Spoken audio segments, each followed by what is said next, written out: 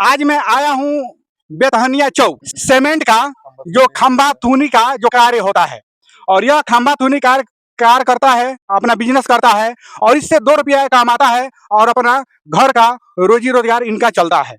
बताइए, इतना गरीब आदमी है और ये क्या हुआ रात में कि इनका मोटर जो लगा था यह चापाकल में, यह मोटर यहाँ से चोरी कर लिया है। अब कौन किया कौन नहीं हम तो नाम भी नहीं रख सकते हैं, लेकिन बहुत सही से बच्चा यहाँ पे रहता है, रात को 10 बजे 11 बजे 12 बजे 1-1 बजे रात तक यहाँ पे घूमता रहता है। सब विशेष बात यहाँ के, आपका नाम? मदन पंडित। मदन पंडित इसका नाम है।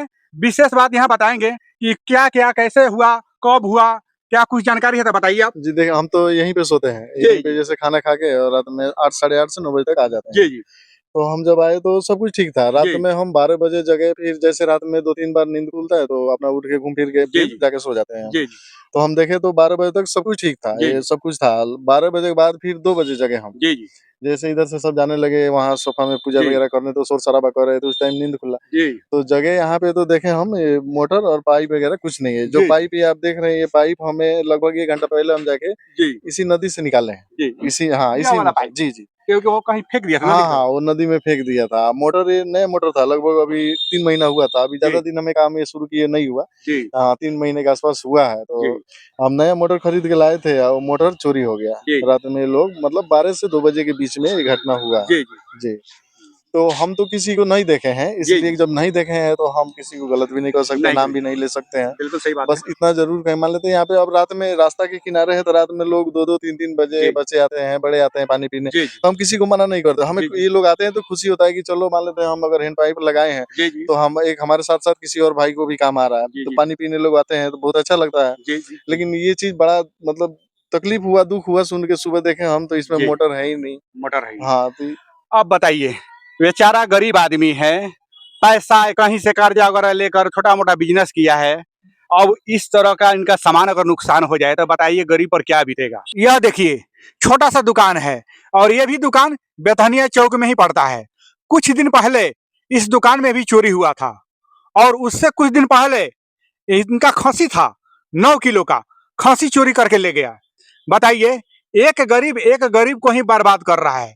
और इसमें मैं प्रशासन का दोष नहीं दे सकता हूं, क्योंकि जब तक इंसान अपना मानसिकता नहीं बदलेगा तब तक यह होता रहेगा। मैं तो सीधा यही कहना चाहता हूं सरकार से, जो हमारे बिहार का जो सरकार है अभी फिलहाल में सम्राट चौधरी है, मैं आपसे कहना यही चाहता हूं कि यह जो दारू बंद किए हैं, यह दारू बंद करने के नाम पर जो दारू हर जगह मिल रहा है, चल रहा है, मेन कारण यह है कि दारू बंद होने से, क्योंकि हमारे जो बिहार का जो आमद कम हो चुका है। उसके बाद ये जो कंपनी हमारे बिहार में नहीं खुल रहा है, अगर कंपनी खुल जाता है बिहार में, जो लड़का नहीं पढ़ रहा है या जो बेरोजगार है उस कंपनी में काम करता, इस तरह आवारा गर्दी नहीं करता, सब लोग अपना अपना काम में लगा रहता है, बिजी रहता है।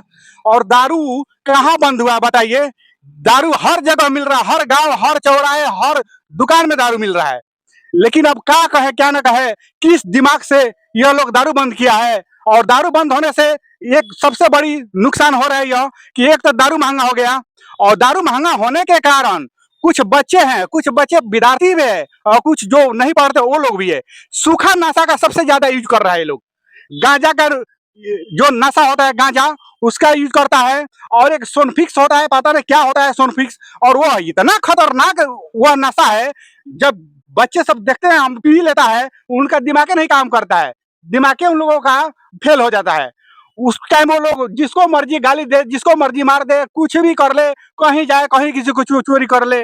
बताइए, दारू बंद जो हुआ है, यह दारू में नुकसान किसका है? नुकसान है आम गरीब का। दारू कौन बेचता है? आम गरीब बेचता है। और जितना केस हुआ, जितना लोग जेल गया, टोटल आम गरीब गया। बताइए, कोई नेता, कोई विधायक, कोई सांसद या कोई जमींदार या बड़ा बिजनेसमैन, सब लोग पीता है दारू। क्या वो लोग कभी केस हुआ कभी, या कभी जेल गया है?